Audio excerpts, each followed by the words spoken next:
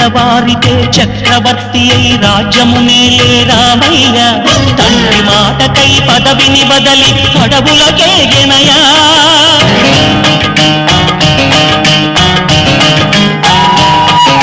నదిలో జనులను కావగ వచ్చిన మహావిష్ణు అవతారమయ్య ఆలిని రక్కసుడపహరించితే ఆక్రోశించెనయా అసురుని త్రుంచి అమ్మను తెచ్చి అగ్ని పరీక్ష విధించెనయా సాగలి నిందకు సత్యము చాటగ కులసతినే విడనాడెనయ నా రాముని కష్టం లోకంలో ఎవరూ పడలేదయ్యా